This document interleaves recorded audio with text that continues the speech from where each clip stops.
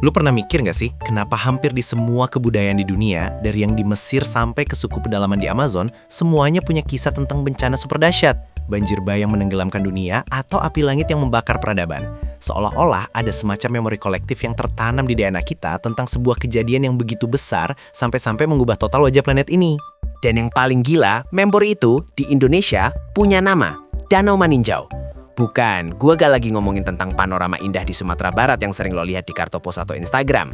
Gue lagi ngomongin Jurang Purba, sebuah kawah raksasa yang airnya biru memukau, tapi menyimpan cerita paling kelam dan paling gila yang pernah ada. Kisah tentang letusan manusia gunung berapi, sebuah trauma geologis yang begitu mengerikan sampai-sampai melahirkan sebuah peradaban, sekaligus menguburnya hidup-hidup. Coba lu bayangin, apa yang terjadi kalau satu kota tiba-tiba hilang dari peta? Bukan karena perang, tapi karena tanah yang mereka injak tiba-tiba amblas ke perut bumi. Itulah Maninjau. Bagi orang awam, ini danau. Bagi geolog, ini adalah kaldera, sebuah bekas kuali raksasa dari gunung berapi yang meledak dengan kekuatan yang melampaui imajinasi kita. Ini bukan sekedar gunung yang batuk-batuk, ini adalah gunung yang mati. Dan dalam proses kematiannya, dia melenyapkan semua yang ada di sekitarnya. Termasuk, menurut legenda, sebuah peradaban kuno yang mungkin jauh lebih tua dan lebih misterius dari yang pernah kita duga. Kenapa kisah ini penting? Karena di tengah cerita tentang 9 bujang yang dikutuk menjadi gunung dan danau, di tengah dongeng-dongeng rakyat yang turun-temurun, tersimpan sebuah kebenaran ilmiah yang mengerikan. Legenda itu bukan fiksi murni, itu adalah kode. Kode budaya yang merekam sebuah letusan supervulkano yang terjadi puluhan ribu tahun lalu. Kita bicara tentang sebuah bencana yang membuat letusan Krakatau 1883 terlihat seperti petasan korek api. Kita bicara tentang sebuah kejadian yang begitu traumatik, sampai-sampai ingatan kolektifnya tidak hilang meski sudah berganti generasi sebanyak ribuan kali. Untuk memahami kenapa kisah letusan manusia gunung berapi itu begitu kuat dan abadi, kita harus pindah dulu dari ranah mitos ke ranah sains. Kita harus melihat Maninjau bukan sebagai objek wisata, tapi sebagai sebuah luka geologis raksasa, sebuah kaldera yang terbentuk dari sebuah ledakan yang hampir mustahil untuk dibayangkan kekuatannya. Maninjau adalah adik kandung dari Danau Toba secara teknis. Keduanya adalah raksasa tidur di sepanjang jalur patahan Sumatera yang dikenal sebagai Semangko Fault System. Kalau Toba adalah supervolcano kelas dunia yang letusannya mampu mengubah iklim global, Maninjau adalah supervolcano lokal yang letusannya mampu melenyapkan seluruh ekosistem di Sumatera bagian tengah.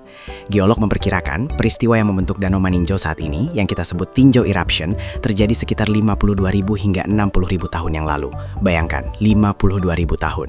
Saat itu, peradaban manusia modern di luar Afrika baru mulai merangkak. Neandertal masih berkeliaran di Eropa, dan di Sumatera ada sekelompok orang, leluhur purba kita, yang hidup di bawah bayangan Gunung Tinjau. Gunung Tinjau pada masanya sebelum meledak bukanlah gunung biasa. Ini adalah stratovolcano yang menjulang tinggi, terbentuk dari ribuan tahun akumulasi lava dan abu. Tapi yang membuat gunung ini mematikan bukan puncaknya, melainkan apa yang ada di bawahnya, ruang magma yang sangat besar. Anggaplah ruang magma ini adalah sebuah botol soda raksasa yang sudah dikocok ribuan tahun.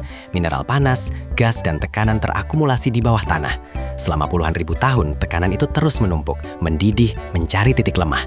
Ketika titik lemah itu biasanya letakkan pada kerak bumi, tidak mampu lagi menahan tekanan, tutup botolnya, yaitu puncak gunung itu terbang. Proses letusan Maninjau adalah skenario paling destruktif yang bisa dibayangkan. Ini disebut letusan ultraplinian. Pertama, terjadi ledakan awal yang melontarkan material vulkanik setinggi puluhan kilometer ke atmosfer.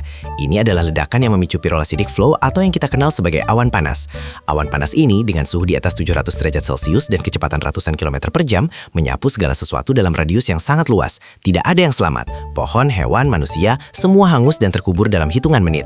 Namun, bagian yang paling mengubah Maninjau menjadi danau adalah fase kolaps atau amblesnya. Ketika ruang magma di bawah tanah benar-benar kosong karena semua isinya sudah dimuntahkan ke atmosfer, tidak ada lagi yang menopang struktur gunung di atasnya.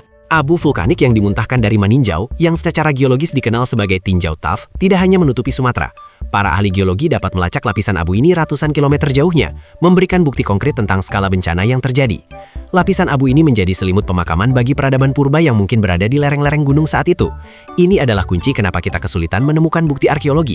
Seluruh peradaban itu dengan segala bentuk kehidupannya, rumah, alat, bahkan tulang belulang, terkubur di bawah lapisan tebal abu vulkanik yang mengeras, jauh di bawah dasar danau atau tertanam dalam lapisan tanah yang belum tersentuh. Setelah kita mengerti betapa dahsyatnya bencana geologis yang menciptakan Danau Maninjau, pertanyaan selanjutnya yang muncul secara alamiah adalah, siapa yang hilang? Peradaban apa yang dikubur di bawah abu tinjau tuff? Kita berbicara tentang kerangka waktu 52.000 tahun lalu. Dalam garis waktu sejarah manusia, ini adalah masa yang sangat purba, jauh sebelum Minangkabau modern, jauh sebelum kerajaan-kerajaan Hindu-Buddha. Ini adalah era Paleolitik akhir, sebuah masa ketika nenek moyang kita adalah pemburu pengumpul yang mulai bermigrasi ke seluruh penjuru dunia. Di Nusantara, jalur migrasi manusia purba dari Asia sudah berjalan, dan Sumatera, sebagai daratan besar, pasti sudah dihuni. Peradaban yang hilang di Maninjau ini kemungkinan besar bukanlah peradaban dengan bangunan batu megah seperti Borobudur, melainkan komunitas-komunitas kecil yang sangat terikat pada alam, yang hidupnya sangat bergantung pada sumber daya di lereng Gunung Tinjau, berburu di hutan lebat, mengumpulkan buah-buahan, dan mungkin sudah mulai mengembangkan pertanian sederhana di tanah yang subur. Suburnya tanah di sekitar danau dan gunung berapi adalah pedang bermata dua. Ketika tinjau meledak, komunitas-komunitas ini dilenyapkan dalam sekejap, dan disinilah tantangan arkeologi muncul. Material vulkanik, terutama pyroclastic flow dan lahar, bergerak dengan kecepatan dan volume yang sedemikian rupa, sehingga ia tidak hanya mengubur, tetapi juga menghancurkan sisa-sisa peradaban. Rumah kayu, perahu sederhana, alat-alat dari bahan organik, semuanya lenyap. Hanya alat-alat batu yang paling keras yang mungkin tersisa, terkubur sangat dalam. Namun, ada jejak lain yang bisa kita telusuri, jejak megalitikum. Di wilayah Minangkabau dan sekitarnya, banyak ditemukan peninggalan batu-batu besar. Peradaban yang hilang itu, meski tidak meninggalkan batu-batu besar ini, mungkin sudah menanamkan kepercayaan akan kekuatan alam dan bumi yang harus dihormati. Kisah yang paling terkenal adalah legenda Bujang Sembilan atau Sembilan Bujangan. Cerita ini memiliki banyak variasi, namun inti ceritanya selalu sama: kesombongan, hukuman ilahi, dan transformasi menjadi lanskap. Di sebuah desa yang makmur di lereng Gunung Tinjau, hiduplah 9 pemuda atau bujang yang memiliki sifat buruk, yaitu angkuh, sombong, dan tidak menghormati adat istiadat. Versi populer menceritakan bahwa kesombongan mereka mencapai puncaknya ketika mereka berusaha mendapatkan cinta seorang gadis cantik bernama Siti Rasani atau sebutan lain. Mereka bersaing dengan cara yang tidak etis, mengabaikan norma-norma, dan menolak semua nasihat dari tetua desa atau pemimpin spiritual. Inti dari mitos ini adalah ketidakpatuhan atau durhaka. Ketika kesombongan 9 bujang ini sudah tidak tertahankan, mereka dikutuk oleh seorang yang sakti. Kutukan itu sangat spesifik. Mereka akan berubah menjadi gunung dan danau, yang mana letusan gunung api itu sendiri adalah manifestasi fisik dari kutukan tersebut. Mereka yang sombong, yang mengira diri mereka lebih besar dari alam, justru diubah menjadi elemen alam yang paling permanen dan paling menakutkan, gunung berapi. Proses transformasi inilah yang menjadi kunci geologisnya.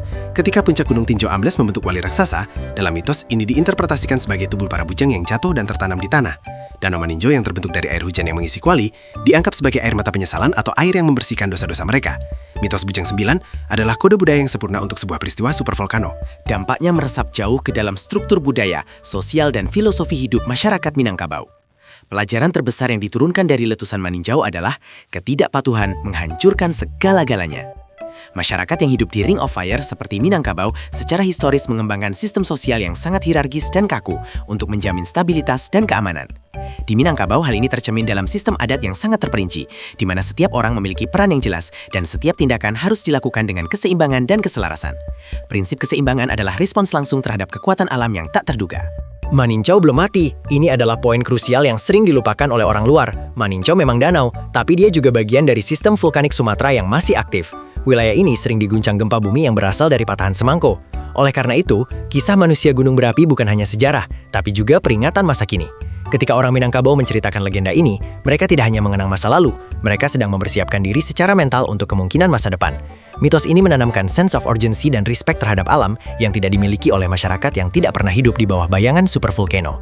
Selama Maninjau masih menjadi danau, selama tanah Sumatera masih diguncang gempa, dan selama ada satu orang Minangkabau yang mengajarkan adat kepada anaknya, kisah tentang 9 bujang yang sombong itu akan terus bergema. Nah, itu dia kawan-kawan. Kita sudah telusuri Danau Maninjau bukan hanya dari sisi indahnya, tapi dari sisi tergelapnya, dari sisa-sisa trauma geologis yang melahirkan mitos manusia gunung berapi. Kita sudah lihat bagaimana sebuah letusan yang terjadi puluhan ribu tahun lalu bisa mengubah tanah, budaya, bahkan cara berpikir sebuah suku bangsa hingga hari ini. Kisah Maninjau adalah pengingat yang penting. Di Indonesia, di setiap gunung dan danau yang kita lihat, ada kisah purba yang menunggu untuk dibongkar. Kadang, kebenaran ilmiah yang paling rumit justru tersimpan dalam dongeng rakyat yang paling sederhana. Sekarang gue mau tahu pendapat lo. Setelah dengar cerita ini, apakah lo percaya bahwa legenda Bujang Sembilan itu benar-benar adalah memori yang dienkripsi dari sebuah letusan supervolcano yang melenyapkan peradaban? Atau lo punya teori lain tentang apa yang sebenarnya terjadi di Maninjau?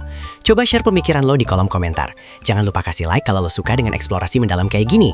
Dan subscribe ke channel Tahu Gak Sih Lo, supaya lo nggak ketinggalan rahasia-rahasia kuno Nusantara lainnya yang bakal kita bongkar tuntas. Sampai jumpa di video selanjutnya, dan ingat, jangan pernah remehkan kekuatan alam.